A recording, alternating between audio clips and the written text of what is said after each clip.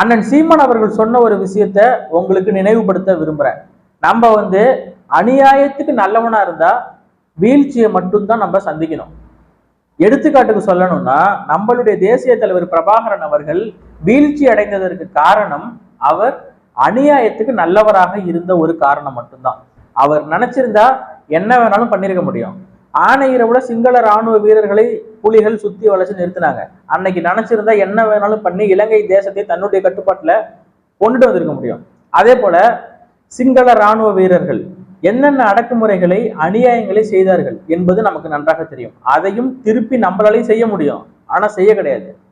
நம்ம பள்ளிக்கூடத்தின் மீது குண்டுகளை போட்டு தமிழ் பிள்ளைகளை கொன்றார்கள் வான்வெளி தாக்குதல் மூலமாக. திரும்ப அதே மாதிரி ஏரோப்ளைன் மூலமாக போய் நம்மளும் சிங்கள பிள்ளைகள் படிக்கக்கூடிய பள்ளிக்கூடத்தின் மீது குண்டு போட்டு கொண்டிருக்க முடியும். ஆனா அதை நம்ம செய்யல. அறத்தின் வழியில் நின்றதாலேயே நாம் இறுதி கட்ட போரில் வீழ்ச்சியை சந்திக்கக்கூடிய ஒரு சூழல் ஏற்பட்டது. இதை சொன்னது யாருன்னா அண்ணன் சீமான் அவர்கள் தான். எங்களுடைய தேசிய தலைவர் அந்த அளவுக்கு நல்லவரா இருந்தாரு, ஆனா நான் அப்படி இல்லை அப்படின்னு அண்ணன் சீமான் அவர்கள் சொல்றாரு. ஆனா அண்ணன் சீமான் அவர்கள் அதை விட இன்னும் நல்லவரா இருக்காரு. அண்ணன் சீமான் அவர்களை யார் யாரெல்லாம் விமர்சனம் செய்கிறார்களோ அவர்களுக்கு ஆதரவாக பல இடங்கள்ல நின்றுக்காரு. எடுத்துக்காட்டுக்கு இயக்குனர் அமீர் அவர்களை சொல்லலாம். நண்பர்கள் அவங்க தனிப்பட்ட முறையில நண்பர்கள், அது வேற விஷயம். ஆனா அரசியல் ரீதியாக வரும்போது இயக்குனர் அமீர் அவர்கள் அண்ணன் சீமான் அவர்களை கடுமையா விமர்சிப்பாரு. ஆனா அவர் நடிச்ச உயிர் தமிழுக்கு அப்படிங்கிற படத்துல அண்ணன் சீமான் அவர்களை போய் ப்ரமோட் செஞ்சுட்டு அவங்களுக்கு அந்த படத்தை ப்ரமோட் செஞ்சு கொடுத்துட்டு வருவாரு. அதை பார்க்கும்போது சில நபர்களுக்கு வருத்தம் அளிக்கக்கூடிய ஒரு விஷயமாகத்தான் இருக்கும். அதே போல நடிகர் விஜய் அவர்கள், அவர் ஒண்ணுமே சொல்லல. அரசியல்ல ஒரு பூச்சாண்டி விஜய் அரசியல்ல ஒரு ஒன்னும் தெரியாது, அரசியல்ல ஒரு ஜூனியரு, ஒரு பூச்சாண்டி அப்படின்னு வச்சுக்கலாம். அந்த நபர் அண்ணன் சீமான் அவர்களின் பெயரை இதுவரைக்கும் ஒரு வாட்டி கூட சொன்னது கிடையாது.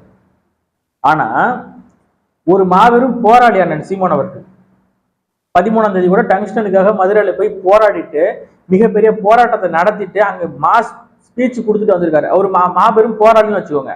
அண்ணன் சீமான் அவர்கள் அடிக்கடி என் தம்பி விஜய் அப்படின்னு சொல்லிட்டு பேசுறதுங்கிறது எத்தனை நபர்களுக்கு வருத்தம் அளிச்சிருக்கும் என்பது எனக்கு நன்றாக தெரியும். இது அண்ணன் சீமான் அவர்கள் செஞ்சிருக்கவே கூடாது. அதே போல இன்றைய தினம் EVKS இளங்கோவன் அவர்களுடைய மறைவுக்கு அண்ணன் சீமான் அவர்கள் நேர்ல போய் அவருடைய உடலுக்கு இறுதி அஞ்சலி செலுத்திட்டு வந்திருக்காரு. இதுவும் எத்தனை நபர்களுக்கு வருத்தம் அளிக்கக்கூடிய ஒரு விஷயமாக இருந்திருக்கும் என்பது என்னால உணர முடியுது. எனக்கும் வருத்தமா தான் இருக்கு. காலையிலிருந்து நம்ம உறவுகள் போட்ட பதிவுகளை தொடர்ச்சியா வாட்ச் பண்ணிட்டு வரேன். அவர் இறந்து விட்டார் என்கிற செய்தியை கேட்டவுடன் சமூக வலைதளங்கள்ல என்னென்ன பதிவு போட்டாங்க. நம்ம உறவுகள் வெடி வெடிச்சு கொண்டாடினாங்க. எங்கள் தெருவில், தமிழர் தெருவில் மங்கள இசை ஒலிக்கிறது அப்படின்னு பேசினாங்க. அது காரணம் என்ன? ஒரு தெருவில் சாவு பறை கேட்டாலும் இன்னொரு தெருவில் மங்கள இசையும் ஒலித்திருக்கிறது அப்படின்னா கலைஞர் கருணாநிதி சொன்னாரு. அப்புறம் நம்மளுடைய பாலச்சந்திரன், தமிழ் இனத்தினுடைய தங்க புள்ள, செல்ல புள்ள, இன்னைக்கு அவர் உயிரோட இருந்தா நம்ம வயசு 24, 25 வயசுல இருந்திருப்பாரு. அவருடைய அந்த மறைவை இலங்கையில ஒரு பையன் சிங்கள ராணுவ வீரர்களால் சுட்டு கொல்லப்பட்டான் என்கிற செய்தியை கேள்விப்பட்டேன். அவன் பிரபாகரன் மகன் என்று தெரிந்தவுடன் மிகவும் மகிழ்ச்சி அடைந்தேன் அப்படின்னு சொன்ன ஒரு நபர் EVKS இளங்கோவன். அவருடைய மறைவுக்கு அண்ணன் சீமான் அவர்கள் போயிட்டு பார்த்துட்டு இறுதி அஞ்சலி செலுத்திட்டு வந்திருக்காரு. காலையில இருந்து நம்ம உறவுகள் போட்ட பதிவுகளை பாக்குறோம், தொடர்ச்சியா பாக்குறோம். ஃபர்ஸ்ட் வெடி வெடிச்சு கொண்டாடுறாங்க, செத்திரண்டா ஒருத்தன் அப்படின்னு சொல்லிட்டு போடுறாங்க பதிவுகள். அதுக்கப்புறமேட்டுக்கு அண்ணன் சீமான் அவர்கள் போட்ட ஒரு பதிவு ஆழ்ந்த இரங்கல் சொல்லி போடுறாரு. அதுக்கப்புறம் நேர்ல போய் அஞ்சலி செலுத்திட்டு வர்றாரு. அதுக்கப்புறமேட்டுக்கு இந்த பதிவுகள் எல்லாம் குறைஞ்சிருச்சு. ஏன்னா அண்ணன் சீமான் அவர்களே வருத்தம் ஆழ்ந்த இரங்கல் சொல்லியிருக்காரு, நேர்ல போய் அஞ்சலி செலுத்திருக்காரு. இதுக்கப்புறமேட்டுக்கு ஒருத்தரோட இறப்பை நம்ம கொச்சப்படுத்தக்கூடாது, அது நம்மளுடைய மாண்பு கிடையாது அப்படின்னு பேசின ஆட்களையும் நம்ம பார்க்க தான் முடியுது. ஒருத்தர் இறந்ததுக்கு அப்புறம் ஒரு புனிதர்லாம் கிடையாது, அது முதல்ல புரிஞ்சுக்கோங்க. ஒருத்தர் இறந்துட்டாரு அப்படின்னாலே ஒருத்தர் இறப்பை கொச்சப்படுத்தக்கூடாது, அவர் இறந்தாரு இதுக்கப்புறம் அவர் விமர்சிக்க கூடாது அப்படிலாம் இல்லை. அப்ப அவர் செஞ்ச விஷயங்கள், அவர் வாழ்ந்த வாழ்க்கையில வாழ்ந்த வரலாறுகள்ல உண்மைங்கிற மாதிரி ஆயிடும். அயோக்கியன்னா சொல்லணும். ஏன்னா பாலச்சந்திரன் என்னடா பாவம் பண்ணா? எவனாவது ஒருத்தர் சொல்லுங்கடா பார்க்கலாம். அந்த இடத்துல பாலச்சந்திரன் என்ன பாவம் பண்ணா? பச்சை புள்ள. அவன் மூஞ்ச பார்த்தா இப்படி ஒரு பிள்ளைய விட்டுட்டோமே அப்படிங்கிற வருத்தம் எத்தனை பேர்த்துக்கு இருக்கும். எத்தனை நெஞ்சங்களை தமிழ் சொந்தங்களை அழுதுருப்பாங்க. பாலச்சந்திரனை விட்டுட்டோமே, அவனையாவது எங்கேயாவது போய் பாதுகாப்பான வேற ஒரு நாட்டுல வச்சிருக்கலாமே, அவனை இப்படி 5 தோட்டாக்கள் பாய்ந்து அவன் இப்படி பிஸ்கட் சாப்பிட்டு இருந்த ஒரு பிள்ளைய கொண்டுட்டான். அவனை கேட்க ஒரு ஐநா சபை வரல, ஒரு எந்த நாடும் முன் வரல கேட்கறதுக்கு. அவன் சாவை கொச்சைப்படுத்தி இழிவுபடுத்தி நான் மிகவும் மகிழ்ச்சி அடைந்தேன்னு பேசின ஒரு நபரின் இறப்புக்கு அண்ணன் சீமானவர்கள் சென்று பார்த்துட்டு வந்திருப்பது, அஞ்சலி செலுத்திட்டு வந்திருப்பதுங்கிறது மிகவும் வருத்தம் அளிக்கக்கூடிய ஒரு செயலாக இருக்கிறது. அண்ணன் சீமானவர்களுக்கு எதிராக பேசணும் அப்படிங்கிறதுக்காக இந்த காணொலி கிடையாது. கொஞ்ச நாளைக்கு முன்னாடி மாவீரர் நாள் நாம் தமிழர் கட்சி நடத்திய அதே நாளில் திமுக சார்பாக ஒன்று நடத்தப்பட்டது. அதாவது வேல்முருகன், திமுக கூட்டணியில் இருக்கக்கூடிய வேல்முருகன் தலைமையில நடத்தப்பட்ட அந்த மாவீரர் நாளில் பாரிசாலன் அவர்கள் கலந்துகிட்டாரு. அது போனது எப்படி நம்ம தப்புன்னு சொல்றோம்? இங்கதான் தமிழர்கள் எல்லாம் ஒன்றிணைஞ்சு நடத்திக்கிட்டு இருக்காங்க, நீங்க என்னப்பா தனியா நடத்துறீங்க அப்படின்னு சொல்லி நம்ம பாரிசாலன் அவர்களை கூட கடுமையா விமர்சனம் பண்ணியிருந்தோம். அப்ப பாரிசாலன் அவர்கள் போனது தப்புனா இன்னைக்கு அண்ணன் சீமான் அவர்கள் போனதும் தப்புதான். என்னப்பா அண்ணன் சீமான் அவர்களை நீ விமர்சனம் பண்றியா அப்படின்னு கேட்டீங்கன்னா அதெல்லாம் கிடையாது. வருத்தம் அளிக்கிறது எங்களுக்கு, அதை நம்ம சொல்லியே ஆகணும். அண்ணன் சீமான் அவர்கள் இது மாதிரி இனிமேல் இந்த மாதிரி நபர்களுக்கெல்லாம் போய் அஞ்சலி செலுத்தக்கூடாது. ஒருத்தர் பதிவு போட்டிருந்தாரு, கடல் தீபனுடைய மறைவுக்கு உங்களால போக முடியல, இன்னும் சில நபர்கள் இந்த மறைவுக்குலாம் உங்களால போக முடியல, இவருடைய மறைவுக்கு நீங்க விரைந்து போறீங்க அப்படின்னு கேட்கிறப்ப அந்த நபர்களுக்கு என்ன பதில் சொல்றது? அந்த பதிவுக்கு பதில் சொல்ல முடியாம பயந்துகிட்டு கடந்துதான் போக முடியுமே ஒழிய நம்மளால அந்த பதிவுக்கு பதில் சொல்ல முடியாது. அந்த ஒரு சூழல்ல நம்ம இருக்கமா இல்லையா? இதுக்கு காரணம் வேறு.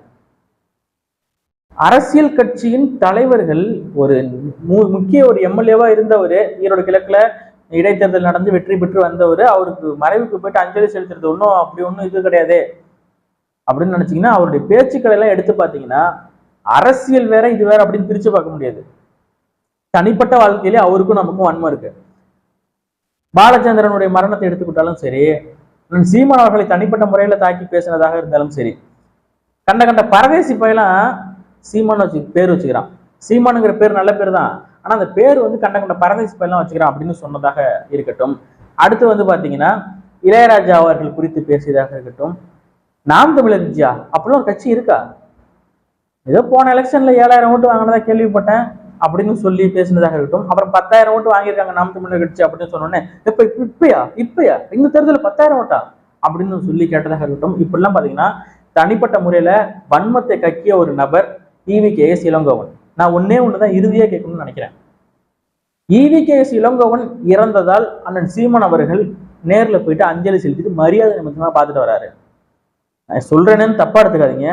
இதே இடத்துல அண்ணன் சீமான் அவர்கள், EVKS இளங்கோவன் இருக்கிற இந்த இடத்துல அண்ணன் சீமான் அவர்கள் இருந்து EVKS இளங்கோவன் அவர்கள் உயிரோட இருந்திருந்தா அவர் என்ன சொல்லியிருப்பாருன்னு நினைக்கிறீங்க? செத்துட்டானா சந்தோஷம் தான் சொல்லியிருப்பாரு. என்னடா இப்படி பேசுறேன்னு தப்பா நினைச்சுக்காதீங்க. எடுத்துக்காட்டுக்காக, உங்களுக்கு புரிய வேண்டும் என்பதற்காக, எளிமையாக சொல்ல வேண்டும் என்பதற்காக மட்டுமே இதை நான் குறிப்பிடுகிறேன். மற்றபடி எந்த ஒரு உள்நோக்கமும் கிடையாது. அண்ணன் சீமான் அவர்கள் ஒருவேளை இந்த மாதிரி இருந்து EVKS இளங்கோவன் அவர்கள் உயிரோட இருந்திருந்தா, அவன் செத்துட்டானா கேட்டவுடன் மிகுந்த மகிழ்ச்சி அடைந்துன்னு சொல்லியிருப்பாரு EVKS.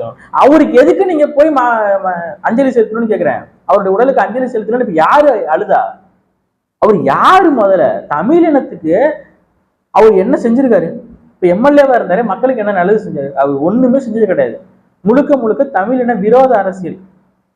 ஈழத்துல போராடிய போராளிகளையும் தலைவரையும் தலைவருடைய மகனின் இறப்பையும் மிகவும் கொச்சைப்படுத்தி கேவலமாக பேசிய ஒரு நபர் EVKS இளங்கோவன். இவருடைய உடலுக்கு அண்ணன் சீமான் அவர்கள் சென்று அஞ்சலி செலுத்திவிட்டு வந்தது என்பது மிகவும் வருத்தம் அளிக்கக்கூடிய ஒரு செயல்.